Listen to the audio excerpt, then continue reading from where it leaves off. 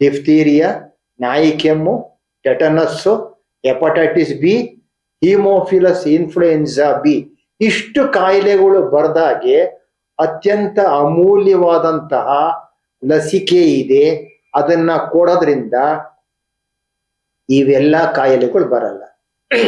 ನಾನು ಕೆಲವು ವರ್ಷಗಳ ಹಿಂದೆ ಡಿಫ್ತೀರಿಯಾ ಐಸೋಲೇಷನ್ ಆಸ್ಪತ್ರೆಯಲ್ಲಿ ಡಿಫ್ತೀರಿಯಾ ರೋಗಿ ಆ ಗಂಟ್ಲಲ್ಲಿ ಬೆಳ್ಳಿ ಬಣ್ಣದ ಪೊರೆ, ಉಸಿರಾಡಕ್ಕಾಗಲ್ಲ, ಕೊನೆಗೆ ಇಲ್ಲಿ ಆಪರೇಷನ್ ಮಾಡಿ ಇಲ್ಲಿ ಟ್ಯೂಬ್ ಹಾಕಿ ಅದ್ರ ಮುಖಾಂತರ ಉಸಿರಾಡ್ತಿದ್ದ.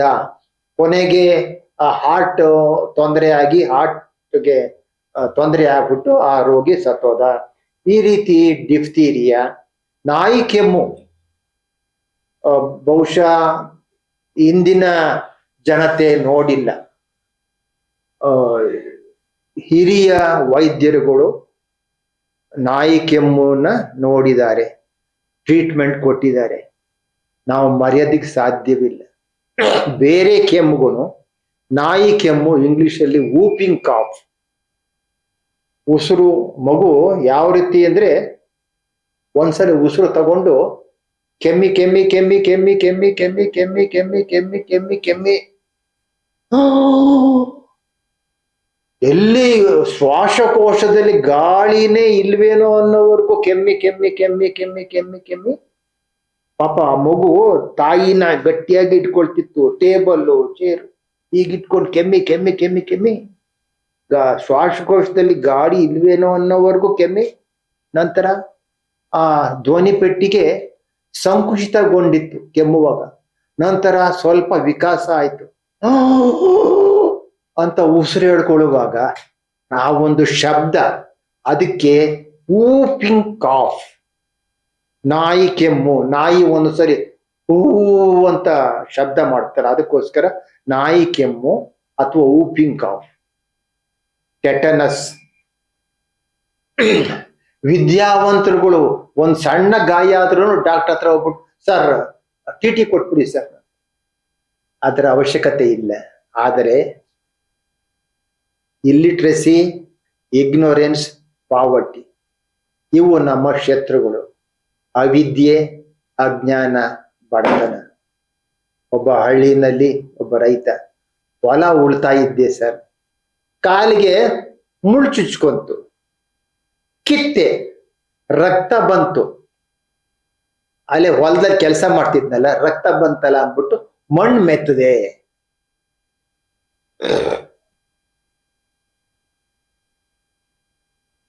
ಬದನೆಕಾಯಿ ಹಚ್ತಾ ಇದ್ದೆ ಸರ್, ಕೈ ಸ್ವಲ್ಪ ರಕ್ತ ಬಂತು, ಕುಯ್ಕೊಂಡೆ.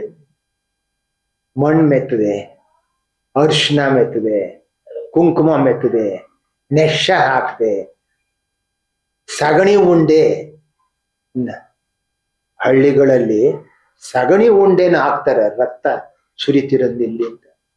ಸಗಣಿನಲ್ಲಿ, ಮನುಷ್ಯನ ಮಲದಲ್ಲಿ, ಧೂಳು ಎಲ್ಲಾದ್ರೂ ಎಲ್ಲಿಂದ್ರಲ್ಲಿ ಧನುರ್ವಾಯಿನ ರೋಗಾಣು ಹೆಚ್ಚು ಕಾಲ ಬದುಕಿ ಉಳಿಯುತ್ತೆ.